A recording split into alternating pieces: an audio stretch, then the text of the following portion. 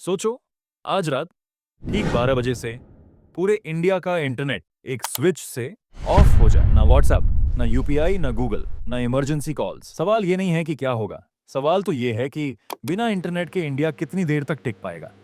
और ये सब अचानक नहीं होता है, ये शुरू होता है एक बिल्कुल नॉर्मल सुबह से। सोचो, सुबह आंख खुलती है, आदत से मजबूर हाथ सीधा फोन की तरफ जाता है, थंब स्वाइप, स्क्रीन ऑन। पर आज कुछ अजीब है, सिग्नल गायब है, वाईफाई का छोटा सा आइकॉन कटा हुआ, डेटा बिल्कुल ब्लैंक। तुम सोचते हो नेटवर्क डाउन होगा, शायद थोड़ी देर में आ जाएगा। 2 बार refresh, airplane mode on off. दूसरी सिम ट्राई करते हो, फिर दूसरा फोन उठाकर देखते हो, उसमें भी वही। और धीरे धीरे दिमाग में एक लाइन चिपकने लगती है, ये इशू सिर्फ मेरा फोन में ही नहीं है, कुछ तो बाहर बिगड़ गया है। पहले तो 10 मिनट सब कुछ नॉर्मल लगता है, तुम बेड पर बैठे हो, थोड़ा इरिटेट हो रहे हो, लेकिन स्टिल चिल, चल यार थोड़ी देर में आ जाएगा। 20 मिनट बाद फ्रस्ट्रेशन स्टार्ट, बैंक का मैसेज नहीं आ रहा, ऑफिस का मेल ओपन नहीं हो रहा, व्हाट्सएप पे कनेक्टिंग फ्रीज। तुम अपने आप से बोलते हो मेरा ही नेटवर्क खराब है क्या। 30 मिनट बाद तुम घर से बाहर निकलते हो, बाइक में पेट्रोल डलवाने के लिए पेट्रोल पंप जाते हो। वहां एक बोर्ड लगा है, UPI not working, please cash only. लंबी लाइन है, लोगों के चेहरों पर एक ही सवाल है, भाई तेरा भी नेट चला गया क्या। तुम सोचते हो ठीक है, पेट्रोल पंप पे दिक्कत आ गई, पर शहर तो चल रहा होगा। तुम बाइक स्टार्ट करते हो, रोड पे निकलते हो, और तब शहर का असली सीन दिखना शुरू होता है। ऑफिस गेट पे गार्ड खड़ा है, हाथ उठा के बोलता है, सर एंट्री नहीं हो रही, सिस्टम डाउन है।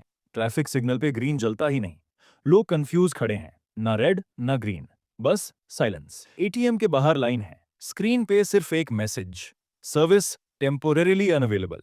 कॉफी शॉप ओपन है, लेकिन क्यूआर स्कैन नहीं हो रहा। कैश सर चेंज नहीं है। मेट्रो स्टेशन पे अनाउंसमेंट आती है, टेक्निकल इश्यूज के कारण सर्विसेज लेट हो गई हैं। और तब समझ आता है ये पेट्रोल का इश्यू नहीं था, ये सिर्फ फ्यूल का क्राइसिस नहीं, ये कनेक्टिविटी का ब्लैकआउट है। शहर चल रहा था क्योंकि नेटवर्क चल रहा था, और जैसे ही नेटवर्क हिला पूरा सिटी फ्रीजर हो गया। अब जरा सोचो, उसी समय तुम्हारे गांव में क्या चल रहा होगा। पापा या चाचा खेत से वापस आ रहे हैं और मैंडी रेट देखने के लिए फोन निकालते हैं, स्क्रीन ब्लैंक, नेटवर्क जीरो। घर की छत पर चढ़ते हैं, फोन को इधर उधर घुमाते हैं, विंडो के पास, नीम के पेड़ के नीचे, लेकिन सिग्नल कहीं नहीं। सिटी में लोग बोलते हैं गांव को क्या फर्क पड़ेगा, वहां तो वैसे भी आधी लाइफ ऑफलाइन है। लेकिन सच्चाई ये है, सबसे ज्यादा टेंशन गांव में ही होती है। बैंक का पैसा, यूपीआई से ट्रांजैक्शन, सरकारी योजना का स्टेटस, आज सब मोबाइल से चलता है। जो पोता हर रात वीडियो कॉल पर दादी को गुड नाइट बोलता था, आज उसका भी फेस फ्रीज हो गया है। इंटरनेट बंद हुआ तो गांव पीछे नहीं गया, गांव अंधेरे में चला गया। और अंधेरा सबसे ज्यादा उसी को दर्द देता है जो पहले से ही सिस्टम के किनारे खड़ा होता है। शहर और गांव दोनों अलग दिखते हैं, लेकिन इंटरनेट के बिना दोनों एक जैसे हेल्पलेस हो जाते हैं। तुम्हारे गांव में फोन खामोश है, और उसी वक्त शहर में सिस्टम्स रुकने लगते हैं।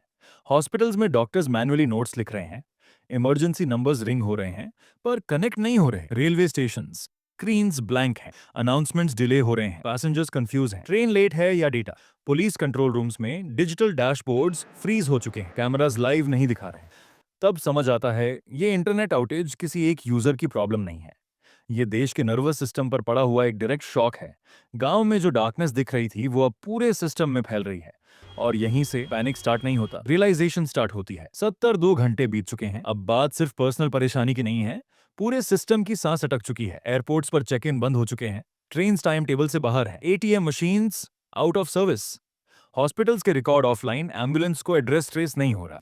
पुलिस स्टेशंस पेपर मोड में लौट आए हैं, एफआईआर हाथ से लिखी जा रही है, न्यूज चैनल्स बिना अपडेट के रिपीट चला रहे हैं क्योंकि सैटेलाइट अपलिंक भी डेड है। सरकार इमरजेंसी कंट्रोल रूम में बैठी है, पर कोऑर्डिनेशन इम्पॉसिबल है क्योंकि कमांड ही नहीं जा पा रही।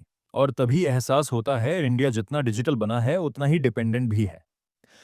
डिजिटल इंडिया नाम का इंजन डेटा से चलता है, और डेटा गया तो इंजन भी रुक गया। अब कोई बोल रहा है सरकार ने जानबूझकर किया, कोई बोल रहा है साइबर अटैक हुआ है, पर सच ये है किसी को पता ही नहीं कि असल कारण क्या है।